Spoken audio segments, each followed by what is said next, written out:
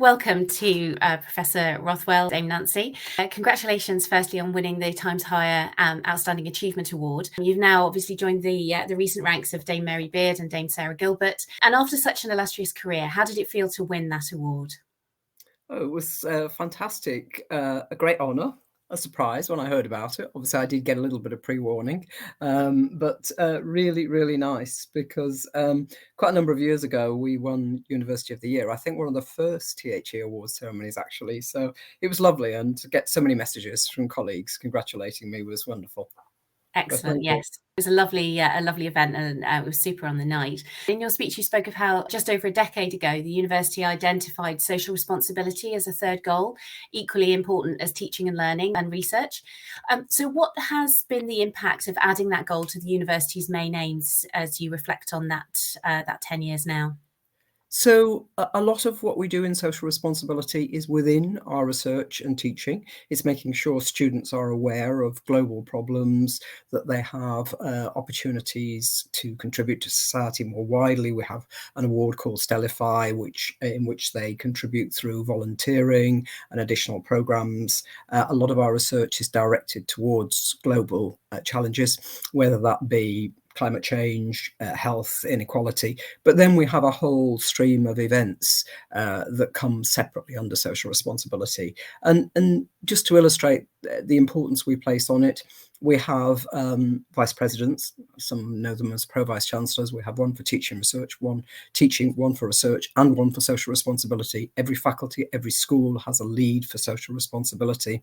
It features through everything we do in terms of our goals, our assessment, our reporting, and it's been recognised in the THE impact league table, where we were first in the UK this year, first in Europe, and second in the world, which we were delighted by, obviously. So I think it has had an impact. And I said, when we first started and there were no league tables, I was asked, how would we know if it had succeeded?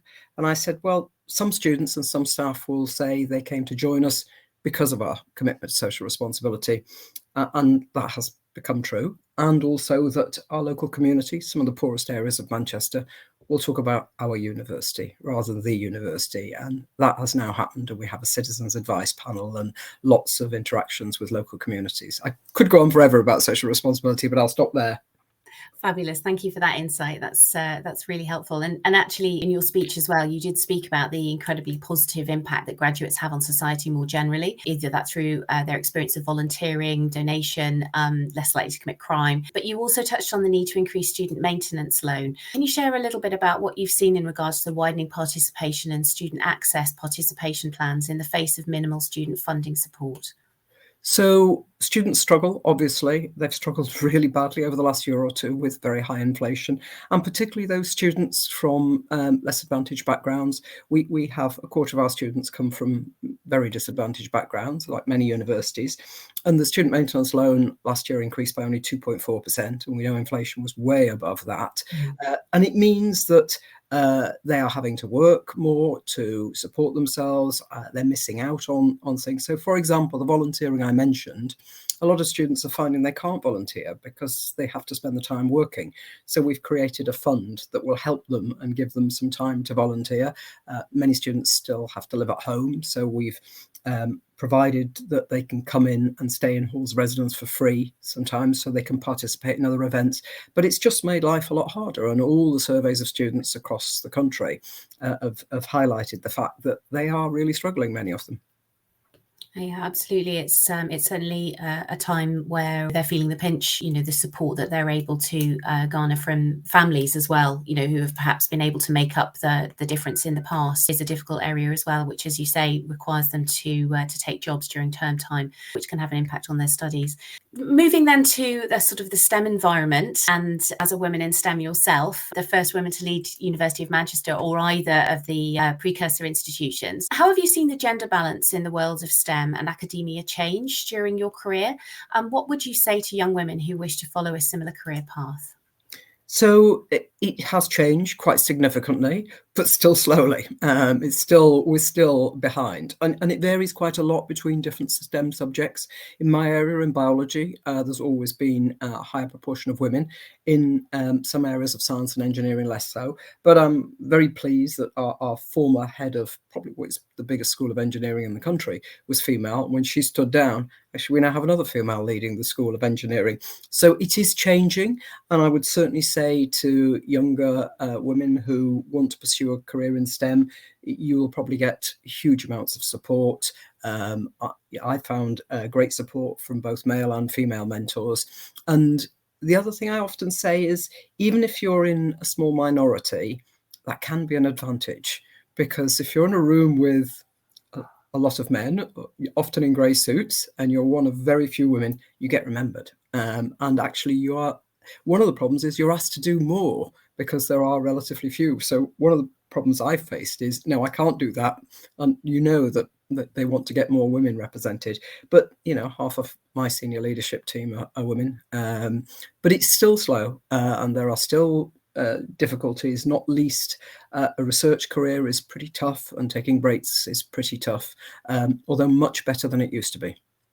Yeah, absolutely. I mean, one of the things that you mentioned there was around mentorship, and I think that is a real positive that that those who've kind of sort of trodden this path already can look back and help and support. Is there anything in particular that you'd like to sort of say to encourage people to take part in mentoring and supporting the kind of the generations that are coming along behind? Yeah, it's hugely rewarding, mentoring. It's something that, you put a bit of time in and you get a lot back when you see many survive. It's a bit like, I've supervised over 50 PhD students, and seeing that many of whom are women, and seeing their success is incredibly, it makes you feel very good. And many of them I stay in contact with. I'm currently mentoring a group as part of something called 100 Black Women Professors. And this is for Black female staff, and I took part in the program last year, and I'm taking part in it this year with about 8 of our staff who are early in their academic careers, and advising them and supporting them and suggesting ways they can, and also about how you make difficult choices, because in your career, quite often there are choices to be made both within work. Do I take on this extra role? Will it help me, or will it just hinder me? And between work and home, and how you make those choices. And if I can help them a little bit, then that will be as rewarding for me as I hope it might be for them. It's nice, isn't it, to see these sort of programs that are kind of pulling that support together and creating peer groups as well, because the support from mentors is really important, but also that peer-to-peer support, and knowing you're not the only one is really important as well. So yeah, on behalf of that, thank you for the time and effort that you put into that, because I'm sure it's enormously valued. So finally, obviously the last question, Nancy, you're stepping down this summer, which is going to be an exciting change for you. So what do you see next as far as the sort of things that will continue to keep you busy? Because I imagine that's something that's very important to you. Yes, although I'm not going to be taking on another full-time job, I'm certainly not going to be just doing the gardening. So I have offered and to continue to support the university in a number of ways. And obviously, very important year for the University of Manchester this year. We've just started our 200th anniversary celebrations, and that will continue all year. And I'll be taking part in various events beyond my tenure, but also I've discussed with my successor, Duncan Iverson, about continuing to help. I've also considering various other roles, particularly to help Manchester and to help science nationally, I think. So at the moment, I've just been turning things down, but I'm now starting to think about things, mainly because of timing. This is a very busy time for the next 7 months, so I couldn't possibly take on anything major during that time, but I am now starting to think about things afterwards. Excellent. Well, thank you very much for your time today. Obviously, we wish you every success as you continue with the next chapter of your career. Do enjoy this last phase of your time with Manchester, and as you say, with the 200th celebrations, that's there's some some really exciting things to take part in as we move through the year. Thank you for your time, Nancy, and again, huge congratulations on winning the Outstanding Achievement Award from the Times Higher Education. Well, thank you for the award. It was a great honour. Excellent. Thanks for your time.